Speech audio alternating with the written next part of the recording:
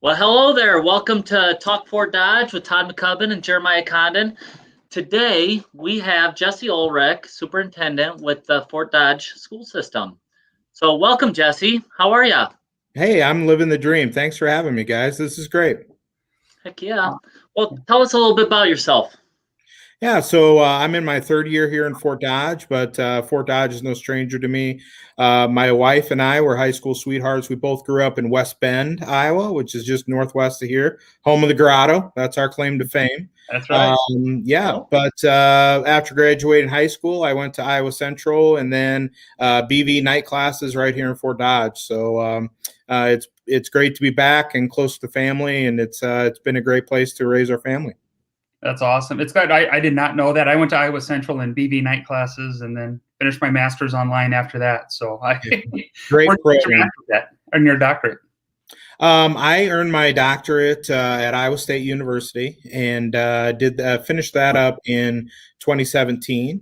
That was a great, experience. A lot of people, don't realize for superintendents, it's actually two master's degrees to just become a superintendent. So I was that close. So I went ahead and took the final plunge and finished up at Iowa State. So they were great to work with and beautiful campus. Yep, that's awesome. Go Cyclones. Go Clones. Hey, so elephant in the room is the CIML and Fort Dodge schools leaving some of the bigger schools in Des Moines. You tell us a little bit about that decision and how you came about that, and just what's all going on there. Yeah, in all honesty, this is probably one of the easiest decisions we've made here in Fort Dodge. Back in the early 90s when Fort Dodge joined the CIML, just to put it in perspective, Waukee was a 2A school with 250 kids in their high school. Okay? Wow. Now they're going to open their second high school, and even with their second high school opening, they'll be basically double the size in both high schools that Fort Dodge is, currently. So for Fort Dodge, this was strictly an enrollment issue. When night in and night out, you're playing schools that are literally 2 to 3 times the size of you. It's not competitive. And the example that I've provided with that, and I use the joke that, there's a reason that David and Goliath was a one-time event. So if Fort Dodge is sitting here with 1,000 kids in our high school and we have to come up with the best 5 basketball players versus other suburban schools who have 2,500 to 3,000 kids in a high school and they're coming up with the 5 best basketball players, who mathematically has an advantage? Right. So what developed over this past year is the CML was having a lot of different discussions about how we possibly realign the conference to more size-alike schools and those types of things. And, and truth be told, the Suburbans were not in favor of that because they didn't want their RPI or their strength of schedule to diminish because they like the wins in the win column. Yep. So when we looked at it, the 10 schools that are leaving the CIML, when we take our winning percentage versus the 9 suburbs, it was 16%.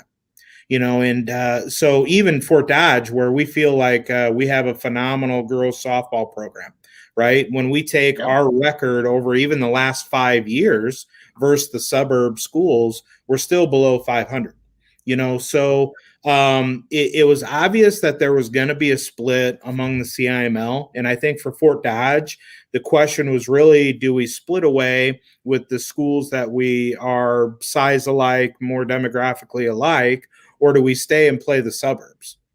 And to me, that's why I say this was one of the easiest decisions for Fort Dodge, because the conference that we're going to not only upholds the traditional rivals like Mason City and Ames and Marshalltown, that we really value, but we're in a conference where night in and night out, we're in a conference where we're the same size of schools. So at least we have a competitive, even playing field from an enrollment standpoint. Now this isn't, because I've heard blasphemy statements like, oh, well, you're running away from competition and iron sharpens iron and blah, blah, blah. Well, how's that working for us now? I mean, it's not, No. so we have a responsibility to our kids to put them in the best situation possible, to be competitive. You guys are both St. Ed's guys. I really compare it also to where when St. Ed's transitioned away from just being an independent and playing anybody to actually getting into a conference where there were size alike and demographically alike, school districts. And it's really, it's played well for St. Ed's. And I really think that this is going to be a great move for Fort Dodge, down the road. So our goal is that more kids are going to want to participate because we're more competitive and have a better experience. That's awesome. I agree with it completely. And Great response. Honestly, I had kids go to West Prairie Valley Senior High and St. Ed, so I kind of ran the gamut of all of them. So little school to big school, and they all had a great experience wherever they went. So right. Yeah, Desmond did great at Fort Dodge schools. He loved it there. Second question is, it's been going on just over a year. St. Patrick's Day 2017, I know we shut the brewery down and everything kind of ended. Fort Dodge Schools, I think, in my opinion, has done a great job with the COVID response. Kind of tell us how that worked and how you see that changing education in the future.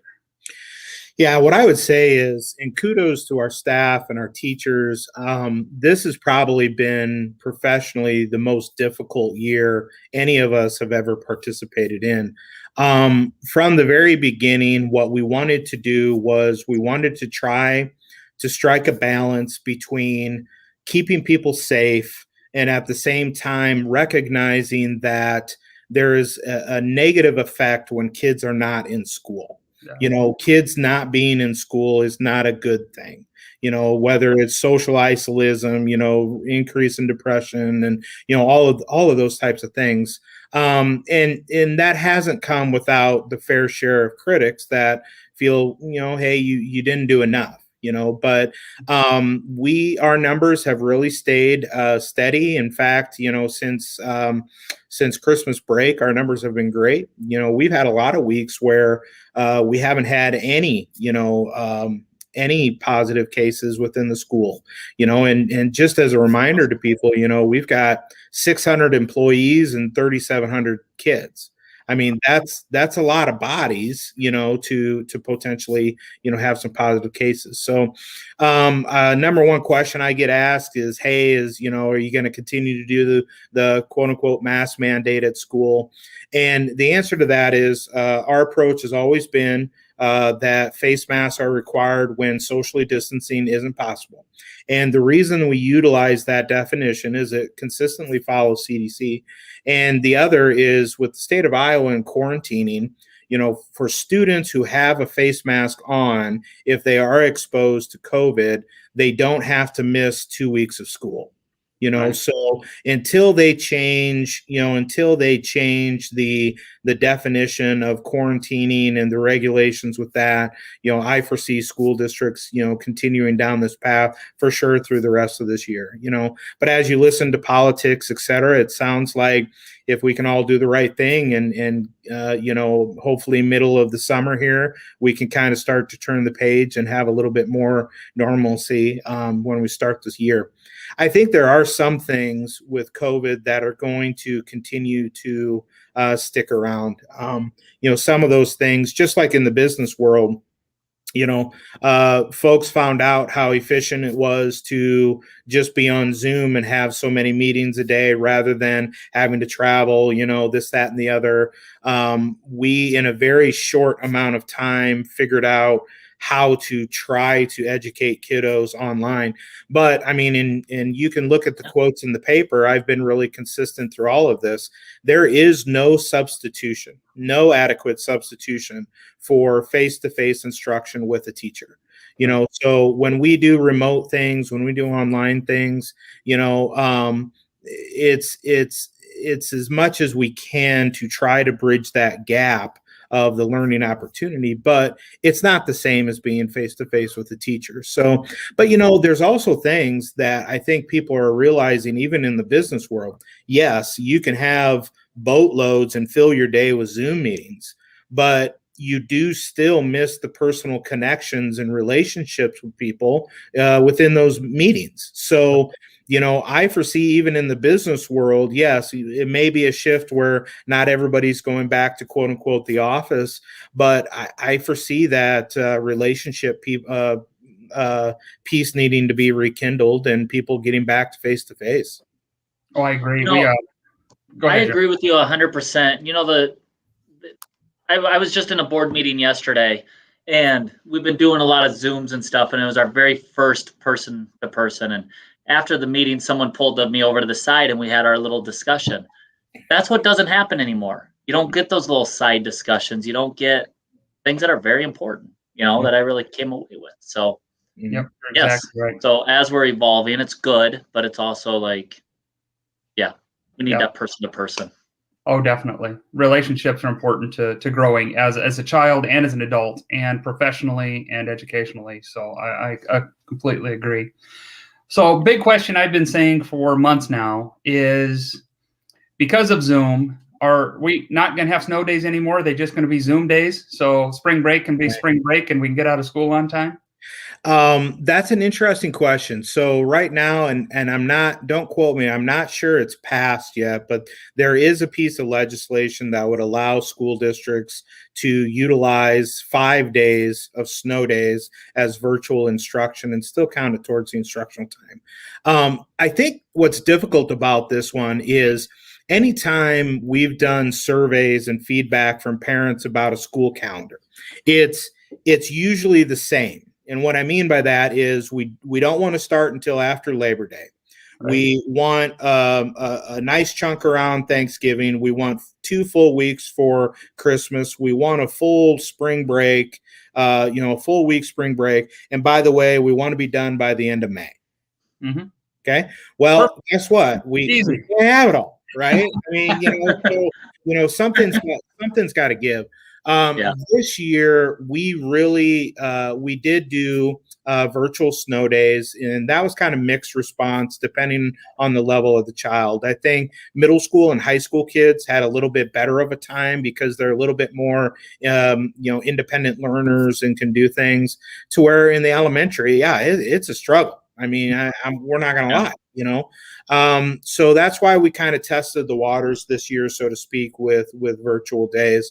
That's a good question going into the future because, again, as we continue to get feedback from parents, our community, and and our staff, it's really about how do we find that balance between quality learning, and at the same time getting out when folks can still tolerate that. I mean, I've been a superintendent in the days where we've gone into the second week of June, and I'll be the first to admit there ain't nobody happy the second week of June about being in school, including the superintendent.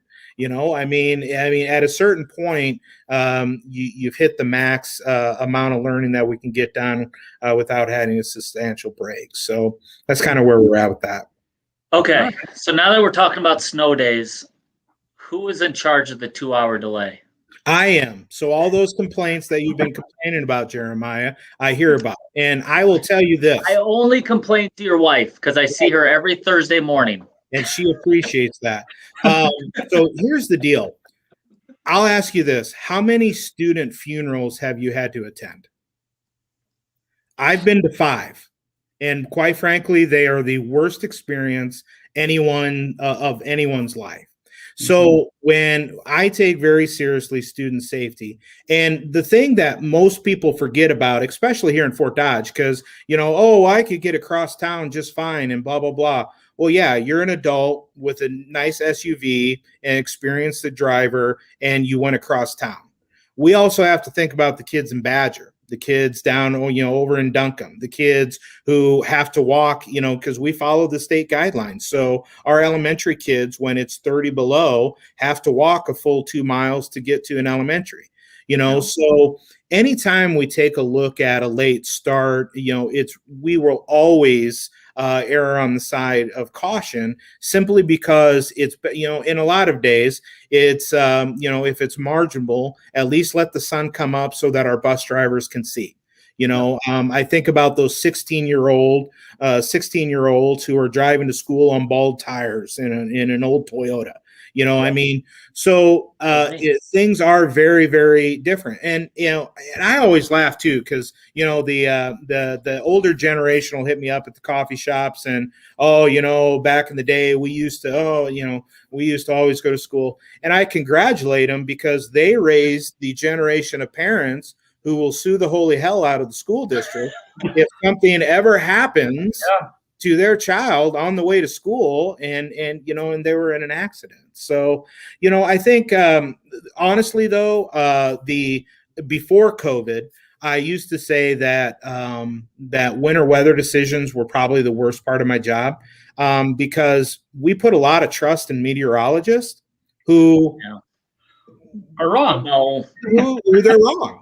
I mean, I remember when I first came to Fort Dodge, the very first snowstorm, it was one of those snow apocalypses. And it's just, we're going to get 12 inches of snow. And I said to somebody, you know what, even if they're half wrong, we're not having school. Mm-hmm.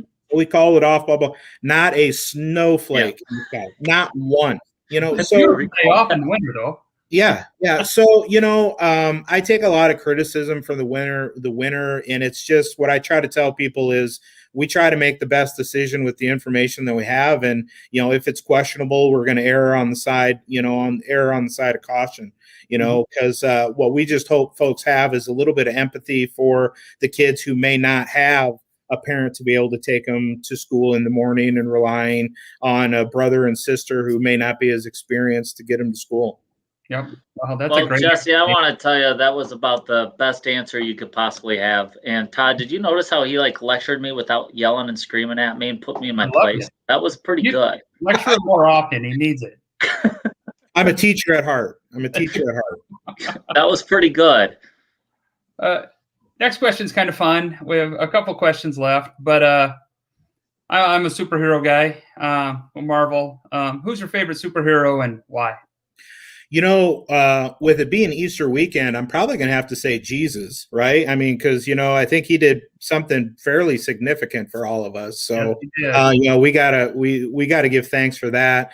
If there was a second place finisher, I grew up watching Batman. I love the Batman series. So that's been a good one. I haven't really gotten into the superheroes, but it's fun watching my kids. We're getting all of the classics out and letting them play with things. So it's been really, really good. Yeah. I will tell you, I was just a little in it, and I know you got little Benjamin. When we got Disney Plus, we started watching the Marvel superheroes, and then there's chronological order. Mm-hmm. So we kind of started watching those, and it's oh my gosh, Captain America is awesome. And then I'm sitting there catching myself begging Benjamin. It's 8 o'clock or 7:30 at night. I'd be like, hey, let's go watch Captain America and lay down in bed for a little bit. And I've got 3 daughters, so obviously we're Superwoman, fans. As well. But the other is, they're not superheroes, but I don't like the garbage cartoons that are on TV now. So we've watched the classic Tom and Jerry's, etc. We went to the movie theater here a couple of weeks ago here in Fort Dodge and watched the new Tom and Jerry.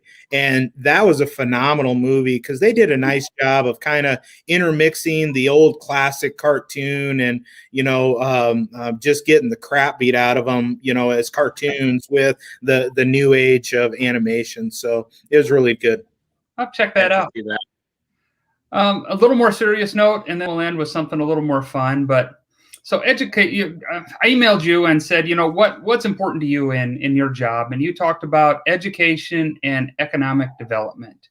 Mm-hmm. And I kept racking my brain for a great question to ask on that. But I think the easiest way to say it is, how does education tie into economic development, and what is your role as a leader to make that happen? Right. I remind people all the time, Fort Dodge Community School District is the second largest employer in Webster County. We have 600 full-time employees. If you add in our substitutes, et cetera, we're a little over 700 employees. On top of that, we serve 3,700 families.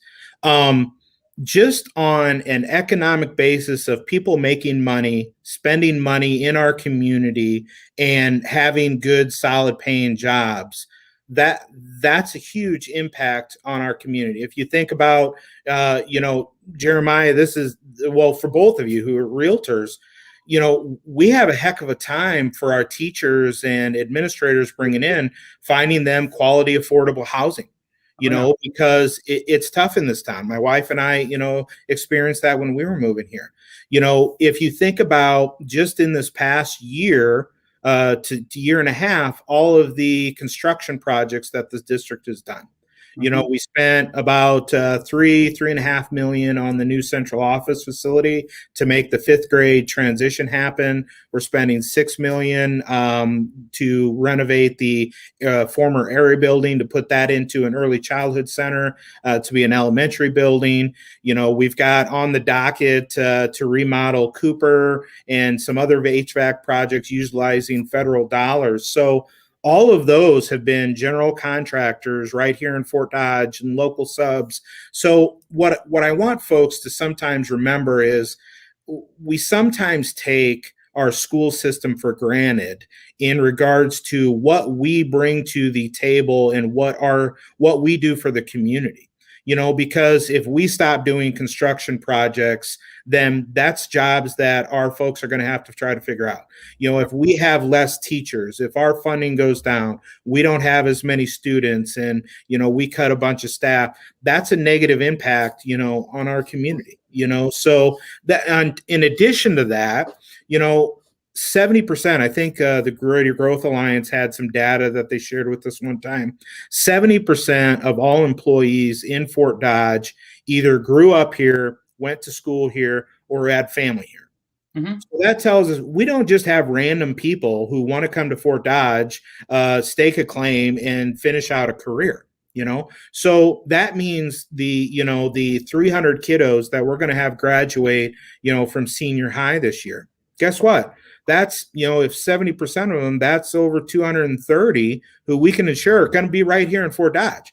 Yeah. So it's our job to make sure that we're connecting them with local businesses and economic development to be able to get them, on the right foot and on the right path, and having strong relationships with all of our partners, is critical in that. So we're really proud of what we do here. And, it's not a prideful thing and blah, blah, blah. But at the end of the day, most kids are going here, and we're trying to educate them, the best that we can so that they can be productive members of our society.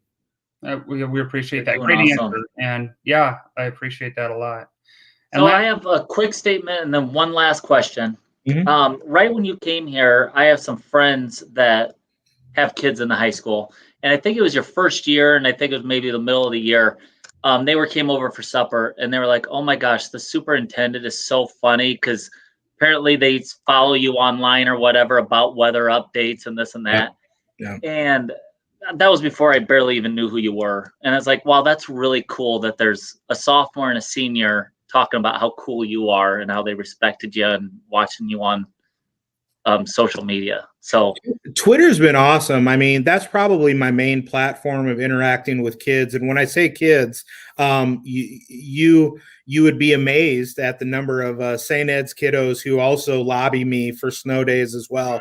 Not just not just senior high kids. So I mean, I get it from all of the schools, in the area. But I've said this a lot, and some people would disagree with me, but they might be wrong. People say all the time, "Oh, kids have changed." I don't think kids have changed. I mean, I think adults have really changed, because most of the time, kids are always going to follow the expectation when held accountable and meet that high expectation that you lay out for kids. Now, I do think as generationally, something that we're going to have to reckon with, as families and parents, et cetera, is what is that expectation for kids, and how can we meet the needs, of these kids in a really positive way, that isn't just going to the participation medal type of philosophy that exists. Kids have always toed the line. It's just a matter of where that line is. So I've really enjoyed my time in interacting with our kids and our families, and we got great ones. Yes, we do. Awesome. Go ahead, Todd. Ask him his favorite Here it is. So today is April 1st, April Fool's Day, and I haven't called my mom yet to say there's an alligator in the front yard because that was always her joke. But best April Fool's Day joke you've either played on someone or been a victim of? Yeah, I canceled prom one year. Awesome. I canceled prom one year, and that actually backfired on me because I had some parents really mad. Like literally, I was ruining their child's dream, and I had the after prom parents calling me because how could I not? I mean, and so that one kind of backfired on me. But I would have to say the year that I canceled prom ranks right up there. That's awesome. Well, That was good. Now I gotta say, 2 years ago, Todd was parked out here, and I have a bunch of Barbies for the girls when they come play in the office, and I went and duct taped a Barbie on the back of Todd's vehicle, so that when he put it in reverse, there's this Barbie waving at him. Nice, very good. Awesome.